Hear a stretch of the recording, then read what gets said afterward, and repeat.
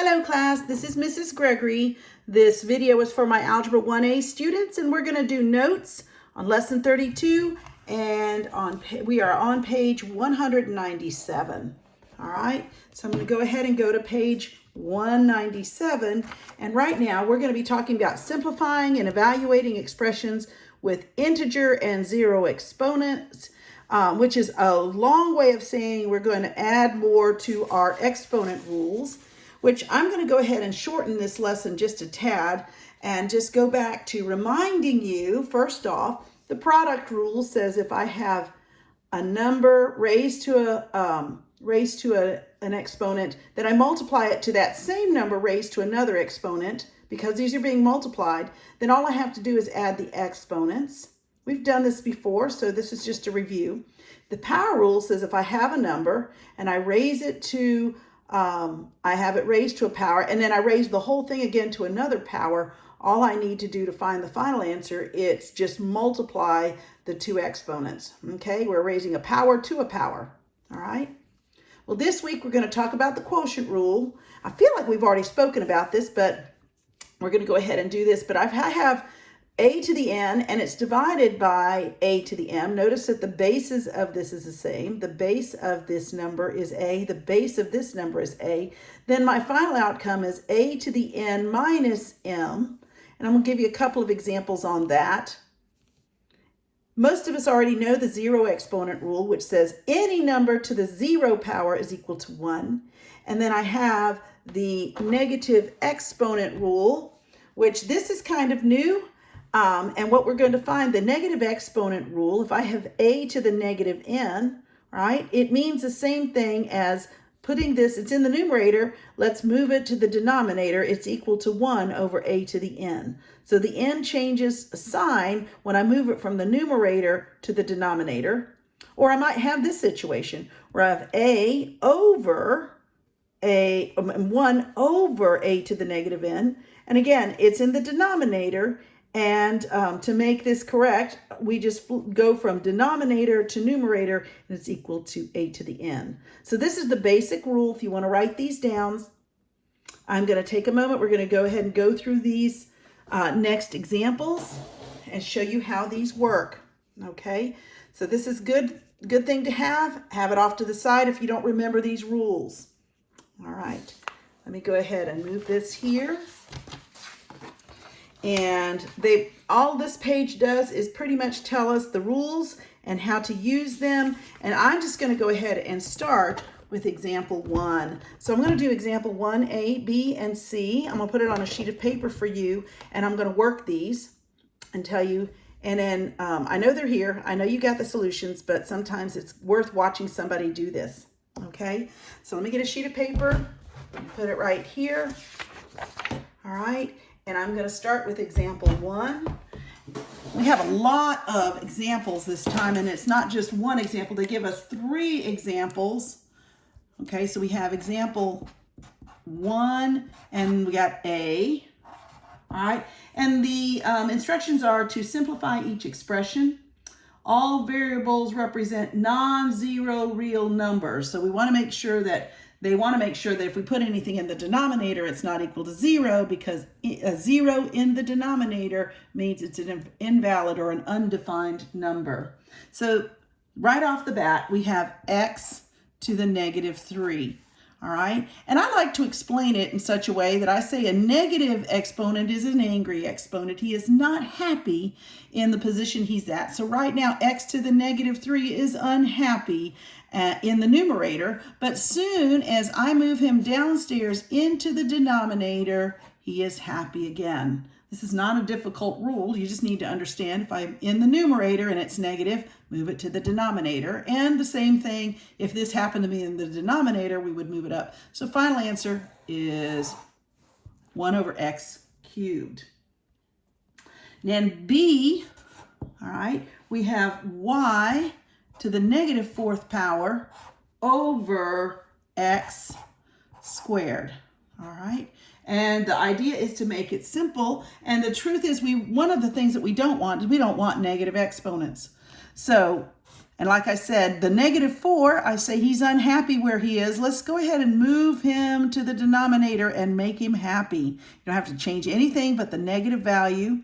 But x squared happens to be happy. And I like to put x squared first because x comes before y. So I put it here. And since nobody's up here, we leave a 1. So this is 1 over x squared times y to the 4th power. That's the final answer here. Done. So we're going to move him to the denominator. And the last thing I have here is I have 1 over w to the -4th. All right. Again, this exponent is not a happy one. He's in the denominator. All we got to do is move him to the numerator. And now he's happy. We're done. There's not much to example 1. All right. Now, the next part in example 2, we're going to evaluate. In other words, we're going to calculate some of the expressions. Let me go ahead and show you those in case you don't have your book at the moment. But we're going to do this. We're going to say for A is equal to -2 and B is equal to -3, we're to evaluate these values. Okay, so let's go ahead. First off, and I'm going to say this, make sure that you write down A is equal to -2 and B is equal to -3. And then I want you to load up, substitute before you start working this out. All right, so I'm going to write example 2. All right, and they give me my basic information by saying A is equal to a -2 and B is equal to a -3. All right, that's important. And my original A says we have A squared to the B to the 0 power. All right, one of our rules. But before I do anything, I'm going to go ahead and say -2, and I'm going to put that in parentheses because that's important because this is a negative, and we're going to square it.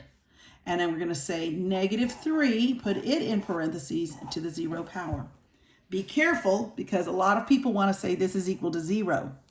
But I'm going to go ahead and say -2 squared is a -2 times -2, which is a +4. And then -3 to the 0 power is equal to 1 because of the 0 rule, which says any number raised to the 0 power is 1. Be careful because many people put 0 in there. And final answer, 4 times 1 is 4. Circle your answer. All right. B, we have, this one's a little bit different. So we have 3b to the -3 times b. All right. So before I do anything else, my brain says, let's go ahead and load in. Let me go ahead and simplify this and then load, okay? Because I think if we try to load a negative with negatives and all that stuff, we're going to start having issues. So first thing I'm going to do is that this technically is b cubed times b, and we can invoke the first rule, all right? Either I can invoke that, or let's go ahead and simplify and say this is b over b to the -3 times b. All right. And then when I multiply this out, it'll be 3b over b to the -3. All right. Let's simplify it further because now we can invoke the quotient rule. Let me write quotient rule, which says this is b to the 1 minus a -3 because we can subtract the denominator. Oh, I'm sorry. This is a positive now. Now it's a positive. All right. So because we went from here to the denominator, it becomes a positive. So now this is 3 times b to the 1 minus 3. We end up with 3 to b to the -2. And we don't want a negative, so we'll say 3 divided by b squared. I feel like we went through a lot of steps to get here. All right, there's a couple of ways. I could have just said -3 plus 1 gives me a -2 and went straight here. I think I did this a little the long way, but I have a feeling some of you can see that ahead of time. But what we end up with is b over 3 over b squared. Now I'm going to load in, this is going to be 3. I'm going to replace b, all right, with b is equal to a negative 3. I'm going to replace it in here, and it'll be negative 3 squared, and I evaluate 3 over 9, which is equal to 1/3. Now, let's see. I believe your book has done this, which makes it, they did a little bit easier. So look at your book solution. I went a little bit the long way around, plus I messed up to begin with. So I'm going to let you look at that again. All right. This and this, I'm going to go straight to here. And then we get, but all of this, none of this is incorrect. It's just I probably could have taken out a step or two. All right. That's example 2A and B. All right. I'll put that here. Let's go on and invoke, let's use the quotient property this time. All right, the quotient property is going to be shown in example 3. And remember, I'm going to write the quotient property says that x to the m divided by x to the n is equal to x to the m, take away n. So we're going to use that this time. All right, I'm going to put a here. A says x to the 7th over x cubed, and invoking the quotient rule, it's now x to the 7 take away 3, which becomes x to the 4th power. Okay, that's not terribly difficult.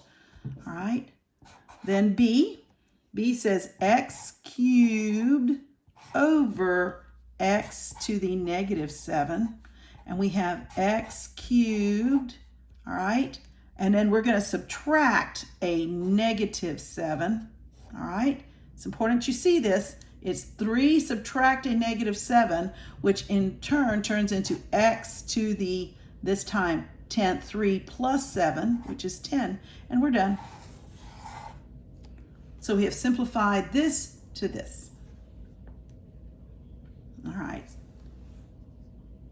C looks like this. This is a little bit more confusing, but let me see if I can get this in. X to the negative 5th power, y to the 6th power times z over z to the negative 3 y squared times x. All right. Well, I think first thing I'm going to do is I'm going to make everybody happy and put everybody in the right order so that we have x's in front of each and top of each other, over each other, and y's over each other, and the z's grouped. So I'm going to rewrite this. Number 1, x to the 5th is not happy. So x to the 5th, negative 5 is x to the 5th in the denominator. Moving from numerator to denominator. All right. Then I have a y to the 6th, and we'll deal with that one, and a z. All right, so we got these 3 taken care of. Z to the negative 3 is not happy, so let's make this z cubed, move it from the denominator to the numerator. We'll leave y squared where it's at, and then I have an x. Now, I'll just go ahead and put x over here, okay? So that way you see that I've moved the x here, all right? That kind of looks funny, but let me go ahead and put a box around this so you see that this is where I'm at right now. I know it kind of looks a little uncomfortable. When you get really good at this, you'll just do a lot of this in your head, but I don't want you to do it in your head right now while we're learning, okay? So if I do this, I can invoke the product rule. I can invoke the quotient rule for this and the product rule for this. So I'm going to say y is equal to 6 minus 2. All right. I can say z is 1 plus 3 all over x to the 5 plus 1. Now this y is already taken care of because we did this here. 6 minus 2. So it looks like, what happened to the y in the denominator? Well, I went ahead and used the quotient rule here, and instead of saying y to squared here, if I put a y squared here, then I can't do this. So this right here takes care of that. And when I'm done, this will be y to the 4th power z to the 4th power over x to the 6th power. I believe that is correct, and we are done. You might want to look at that again. It does get a little confusing. Your book does it a little bit different than I do. They invoke the quotient property on every one of those. I just went ahead and made everybody happy first, and then I invoked the proper rule for each situation. Okay, but either way, they both work. All right, that's example 3. All right, we have one more, and it's a word problem. It's a pretty lengthy word problem, and I'm probably going to go ahead and leave your book here because this is a word problem. I'm gonna go ahead and say, read it out. It says the intensity of sound can be measured in watts per square meter. The table below lists intensity levels for some common sounds. So they say a rocket liftoff can be anything from 10 cubed to 10 to the 7th watts per square meter, which is pretty loud. Jet liftoff, 10 to the 0, which by the way means a 1 to 10 squared. All right, watts per square meter, and so forth. All right, and it has it all written down. Notice a whisper is very soft. It's a much smaller number. And notice that they use negative exponents for this. All right, now here's the question.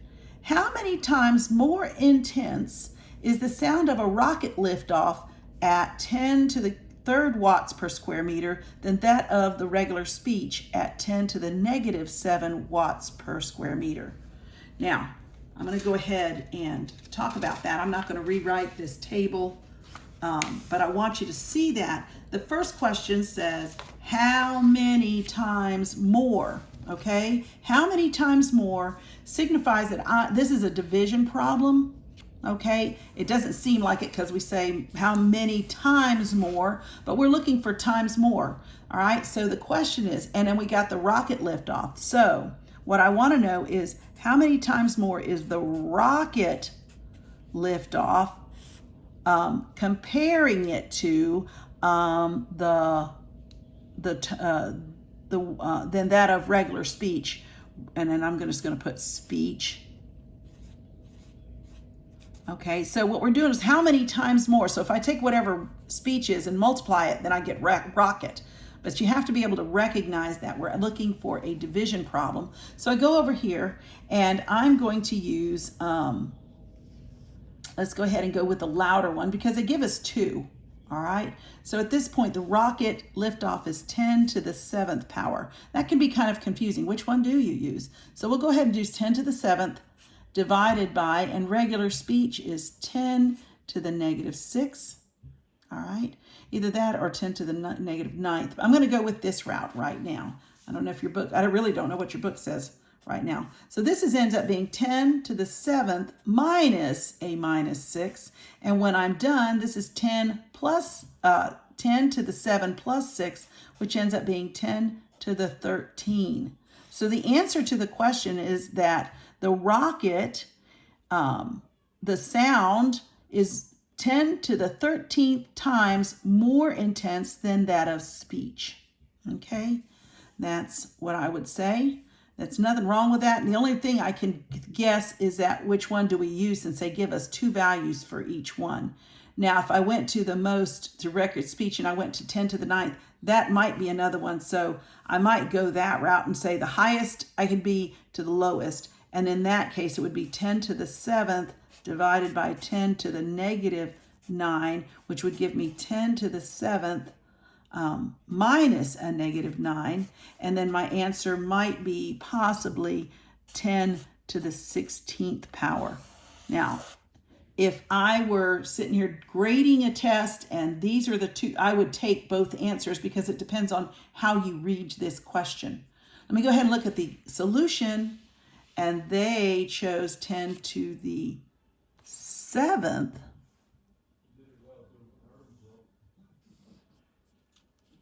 Rocket liftoff.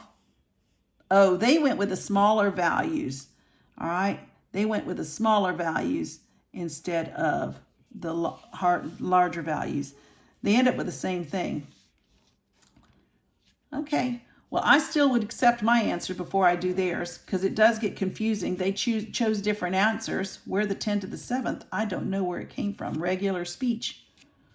Unless they averaged them. So that could have been what they did.